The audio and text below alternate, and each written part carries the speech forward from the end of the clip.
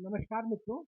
हम लोग आज यहाँ पे एकत्र हुए हैं फिर से गीता के ऊपर अपनी जिज्ञासाओं का और शंकाओं का समाधान करने के लिए। हमारे बीच में अजय एकांत जी आए हुए हैं। उन्होंने फिर से एक बार हमें समय दिया है। हम अध्याय 5 के प्रश्नों को उनके समक्ष रखेंगे और उनसे ये जानने का प्रयत्न करेंगे कि इन जिज्ञासाओं के पीछे क्या अर्थ है। सबसे पहले हम मनोरमा जी अपने प्रश्न रखेंगे और उसके बाद में हम बाकी लोगों के प्रश्न आपको समझ सकेंगे जिन्हें आप। आज हम लोग पांचवें अध्याय को शुरू कर रहे हैं, जिसमें दर्शकों से बहुत से प्रश्न होते हैं गीता पढ़ने के बाद, या जिन्होंने गीता नहीं पढ़ी है उनको भी ये कहीं ना कहीं लगता होगा कि गीता में ऐसा क्या है, कौन सा ज्ञान है जो हमारे व्यवहारिक जीवन को उसमें जो हमारी समस्याएं होती हैं उनका समाधान हो जाता है।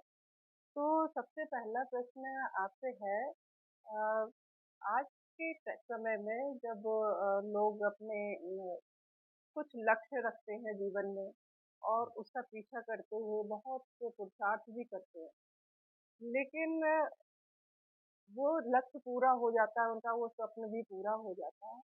उसके बाद कुछ दिन तो वो सुख का अनुभव करते हैं, लेकिन फिर कोई इच्छा बलवती हो जाती है, फिर से उसको पाने की और उसे चेज़ करने की जो लगातार कंटीन्यूअस प्रोसेस है, उसमें कुछ क्षणिक सुख ही मिलता है मानव को। हम्म, तो ऐसा सुख क्या है, मैं ये जानना चाहती हूँ, हमारे दर्शक भी ये जानना चाहते हैं कि सुख क्या है और सुखी व्यक्ति किसे कहते हैं?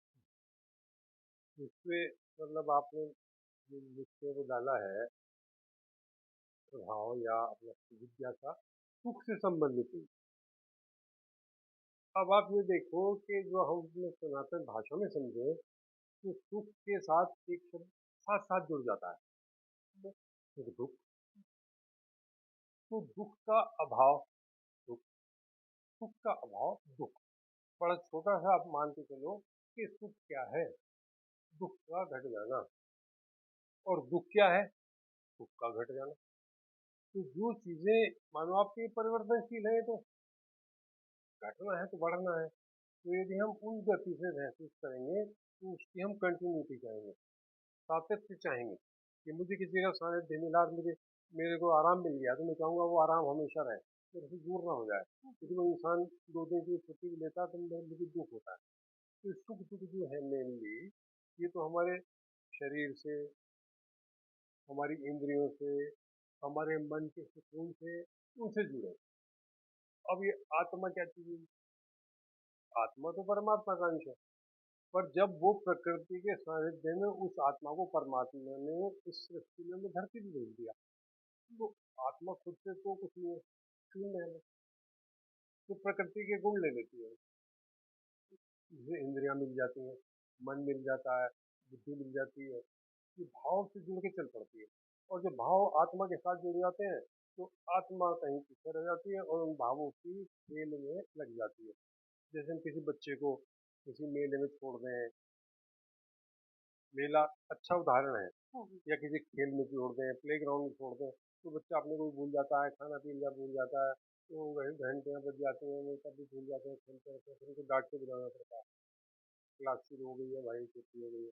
तो ये सुख ये चीज़ है जो भी आप इंद्रियों से, इंद्रियों के साथ मन भी जुड़ा हुआ है हमारा। तो जब हम उसकी पूर्ति करेंगे तब तक हम सुख का आभास करेंगे।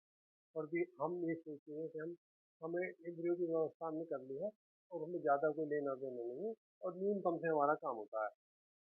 फिर आप देखोगे कि भाई ये तो सुख भी है, दुख भी है, कोई आया खुशी भी नहीं दिया तो भाई तो आया तो है। कोई रास्ते से निकलता हो तुम चाहेंगे अपनी एक झलक दिखला देना, सामने से निकल के मत जाना। पर जब वो आगे चल दे तो बड़ा थोड़ा सा टाइम लेके आए, अभी ना जाओ छोड़ करके दिल अभी भरा नहीं। तो ये स्थिति होती है। तो सुख दुख है सांसारिक, ये बदलते रहते हैं। और उसमें मान अपमान भी है, हानि लाभ भी है, सुख दुख भी है ना। कभी कभी सर ये लगता है कि दूसरा व्यक्ति ज्यादा सुखी है। और फिर तुलना शुरू हो जाती है कि उसके पास ये सुख है इसलिए ये सुख होगा, मेरे पास ये नहीं है। और कभी कभी ऐसा भी देखा जाता है कि कोई वैरागी भी है जिसका कुछ भी नहीं है, झोपड़ी में रह रहा है, वो भी सुखी है। तो वो जिसके पास सब कुछ होते हुए भी दुखी है, और जिसके पास कुछ नहीं है वो सुखी है। तो इसके बीच में जो अंतर की जो हाँ, रेखा है, बहुत वो बड़ी से बात है ये। क्लियर करिए, जिससे कि जो सुखी होते हुए भी दुखी हैं उनको कुछ हाँ, अब आपके जो प्रश्न है ना, जवाब तो इसी में है। क्योंकि मैं दूसरे को देख के मान रहा हूँ ना कि उसके सुख है उसके सुख है। जब हम परामुखी हो जाते हैं, परामुख अवलंबी, मैं आपका चेहरा और आपके घर व्यक्ति के परिवार देख रहा हूँ, अपने आपसे मतलब है संसार का जो मेरे निकटवर्ती है। तो ये तो हम बाहर आउटर आउटर रिंग रोड पे आ गए अपनी बॉडी पे, अपने अपने सोल की। और जो जिसका आपने जिक्र किया दूसरे व्यक्ति का, उसे तो आउटर से मतलब ही नहीं है, उसे तो अपने से मतलब है, स्वयं से मतलब है। वो अपना दाल भात बनाएगा, दलिया बनाएगा, अपना चिंता बजाएगा, है ना, एक आरती करेगा, कथा करेगा, टूटे फूटे गाने गाएगा, और प्रभु की तस्वीरें नहीं उसके मन में बसी हुई है मूर्त। और जिनको हम प्रेम करते हैं, तो उनकी तस्वीर फ्रेम कर करके लगाने की आवश्यकता भी नहीं है, जो हरदम ही बस गया, है ना। तो हम कोई में अपने उसमें क्या कहते हैं परसों को फोटो लगा के नहीं घूमेंगे उसकी। तो आपके सवाल का जवाब इसी बात में है, दूसरों को देखते हैं। दूसरे का तो आप बहुत बाहरी आवरण देख रहे हैं ना, उसके अंतर में तो आपने झांका नहीं। पर यदि है। कभी आपने किसी के साथ मन से जुड़ेंगे, तब पता चलेगा उसकी अंतरात्मा की स्थिति क्या है, उसका स्तर कितना ऊंचा है, या वो कितना गिरा हुआ इंसान है। आप तो बाहर की व्यवहार देख रहे हैं कि वो जो भी बेईमानी करता है, मुस्कुराता है आपको, आपके लिए वो पता नहीं क्या क्या झूठ से सुधार लेके इंतजाम करता है, आप सोचते हैं बड़ा सत्कार करता है, भाई ये तो बड़े सम्मान करते हैं, बड़ी फूल माला उसे पहनाते हैं। जबकि होता है कि साजिश है, मन में कुछ पीछे से इच्छा हो इसकी, हम्म, कि इतनी सेवा करके आपको खुश करके अथवा दान दूंगा मैं, हम्म, होती ना अवस्था। तो अब वही तो राक्षसों और देवताओं की है। परमात्मा की भक्ति में जो असली भक्त थे उन्होंने कभी मांगा ही नहीं,